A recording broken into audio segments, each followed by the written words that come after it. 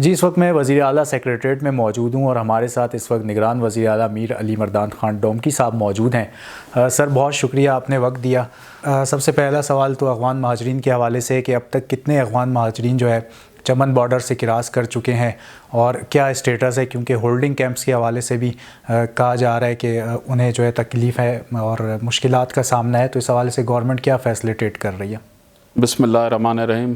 بڑی مہربانی غضفر بھائی، آپ نے آج ہمیں انٹرویو کرنے کے لیے یہاں تشریف لائے ہیں۔ بالکل جی، اس ٹائم جو فریش اسٹیٹس ہے، تقریباً آج تک قریباً 1 لاکھ افراد جو ہے وہ اپنے ملک افغانستان جا چکے ہیں، جن میں کچھ زیادہ تر والنٹری گئے ہیں اور کچھ جو ہے زبردستی ان کو وہاں بھیجا گیا ہے، اور کیمپ میں کسی قسم کی ان کے ساتھ زیادتی نہیں ہو رہی۔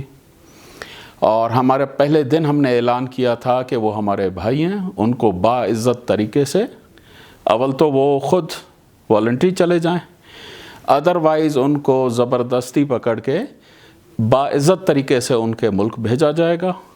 پھر وہ وہاں سے جو ہے اپنے قانونی طریقے سے افغان پاسپورٹ کے ذریعے ویزا لگوا کے آئیں، بے شک آئیں، 100 دفعہ آئیں ہمارے سر آنکھوں پہ، اور ان کے لیے کچھ آسانیاں پیدا کی جا رہی ہیں کہ اگر ویزا نہیں ہوتا تو ان کا ہم سکین سسٹم کی کوشش کر رہے ہیں کہ وہ اپنا پاسپورٹ لے کے آئیں، ہمارے ایف آئی اے اور ہمارے ان کے پاس جو ہے پاسپورٹ سکین کرائیں اور انٹری کریں تاکہ ان کا ریکارڈ ہو۔ کانفرنس جماعت کے سربراہ سردار اختر مینگل صاحب کافی وفاقی اور صوبائی حکومت پر تنقید بھی کر رہے ہیں اور ان کے تحفظات ہیں اس کا اظہار بھی کر رہے ہیں، تو جو جماعتیں ہیں خاص کر بی این پی، اس کے حوالے سے آپ کس طرح ان کے خدشات دور کر سکتے ہیں یا کیا پیغام دیں گے سردار اختر مینگل صاحب کو، کیونکہ وہ کہتے ہیں کہ کیئر ٹیکر حکومت جو ہے وہ انڈر ٹیکر حکومت ہے؟ غضفر بھائی، آپ تاریخ اٹھا لیں اور سردار اختر مینگل صاحب ہمارے لیے قابل احترام ہیں، ہمارے بڑے بھائی ہیں، ہمارے لیے محترم ہیں۔ ہمیشہ آپ دیکھ لیں کون سی کیئر ٹیکر حکومت ہو یا الیکٹڈ حکومت ہو جن پہ انہوں نے تنقید نہیں کی، پورے بلوچستان میں صرف ان کی تنقید اور اتنی سیاسی پارٹیاں ہیں، کسی نے کوئی تنقید نہیں کی۔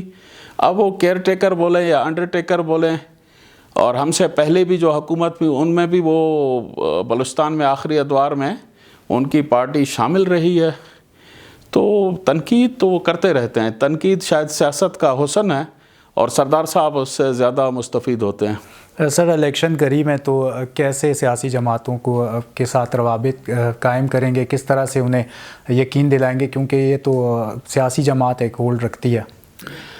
دیکھیں جی، ہمارا مقصد ہی صاف اور شفاف الیکشن منعقد کروانا ہے۔ جیسے ہی الیکشن کمیشن شیڈول کا اعلان کرے گی، جیسے کہ انہوں نے ابھی تک تاریخ کا اعلان کیا ہے، تو انشاءاللہ ہم بھرپور طریقے سے الیکشن کی طرف جائیں گے، اور ہماری پوری کوشش ہوگی تمام سیاسی جماعتوں کے ساتھ یکساں رویہ رکھا جائے، کسی کے ساتھ زیادتی نہ ہو، اور انشاءاللہ پرامن اور صاف اور شفاف الیکشن مکمل ہو۔ آپ نے ایک اسٹیٹمنٹ دی تھی جب وزیر اعلیٰ شپ سنبھالی تھی کہ ناراض بلوچوں سے مذاکرات کیے جا سکتے ہیں، اس حوالے سے کیا کوئی پیش رفت ہوئی ہے یا کسی سے بات ہوئی ہے گورنمنٹ کی؟ دیکھیں، ناراض بلوچ بھی ہمارے بھائی ہیں، اگر وہ مذاکرات کرنا چاہتے ہیں تو حکومت پاکستان اور حکومت بلوچستان کے دروازے کھلے ہیں، ہم ان کو دعوت دیتے ہیں، آئیں، بیٹھیں، بات کریں، اس ملک کی تعمیر و ترقی میں ہمارا ہاتھ بٹائیں۔ جو پہلے حکومت تھی اس میں کافی منصوبے جاری تھے، جیسے کوئٹہ ڈیولپمنٹ کا منصوبہ ہے، وہ تاخیر کا شکار رہا ہے۔ ہیلتھ کارڈ کے حوالے سے بتائیے کہ کس طرح، کیا مشکلات تھیں اس میں اور کس طرح سے کامیاب ہوا ہے؟ یہ انیشیٹو تو ہم سے پہلے کی حکومتوں نے لیا تھا، ان پہ کام شروع کرایا تھا، اور ان کا ذکر کرنا لازمی ہے۔ ہم نے اس کو پایا تکمیل تک پہنچایا، کچھ معاملات اور کچھ مسائل ضرور تھے جس کی وجہ سے رکا ہوا تھا، تو ہم نے وہ راہ ہموار کی اور اس کو انٹروڈیوس کرا کے اس کا افتتاح کیا۔ اب اس پہ باقاعدگی سے امپلیمنٹ ہو چکا ہے۔ بلوچستان کے 23 لاکھ خاندانوں کو یہ سہولت میسر ہوگی۔ میرے خیال میں 23 لاکھ خاندان سے مراد یہ ہے کہ پورے بلوچستان کو. جیسے ہی کیئر ٹیکر گورنمنٹ آئی ہے تو اس پہ بھرپور انداز میں کام شروع ہے, اور انشاءاللہ کچھ اسکیمات ہم 30 نومبر اور کچھ 30 دسمبر تک جن کے ہم افتتاح کر رہے ہیں, اور انشاءاللہ آپ بھی اس میں شامل ہوں گے.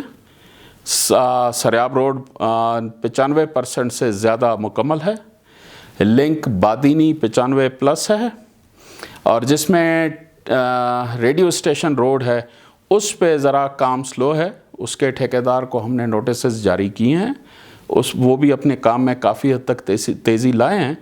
ابھی انشاءاللہ نیکسٹ ویک میں پھر ان کا وزٹ کر رہا ہوں, اور انشاءاللہ یہ سارے کام تکمیل تک ہمارے ہی دور میں پہنچیں گے, اور انشاءاللہ ہم ہی افتتاح کریں گے ان کا. امن و امان کی صورتحال کے حوالے سے کیا اقدامات کیے ہیں؟ جیسے مکران ڈویژن میں واقعات ہوئے ہیں, مستونگ کا واقعہ ہوا ہے اور دیگر واقعات ہیں, اس حوالے سے حکومت کی کیا پالیسی ہے, کیا اقدامات کیے؟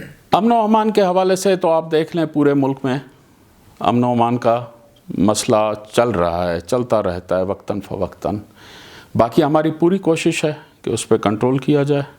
جتنی مزید بہتری ہو ہم لا سکتے ہیں ضرور لائیں گے, کیونکہ ہمیں مخصوص مدت کے لیے لایا گیا ہے. اس میں ہم نے الیکشن بھی دیکھنے ہیں, ہم نے باقی کام بھی دیکھنے ہیں. تو امن و امان پہ ہمارا پورا توجہ ہے, اور انشاءاللہ ہم اپنے دائرہ کار اور دائرہ اختیار میں رہتے ہوئے پوری کوشش کر رہے ہیں, اور انشاءاللہ الیکشن سے پہلے تک بہت کسی حد تک ہم چاہ رہے ہیں کہ یہ بہتر ہو, اور انشاءاللہ بہتر ہوگا. تھینک یو سر, بہت شکریہ.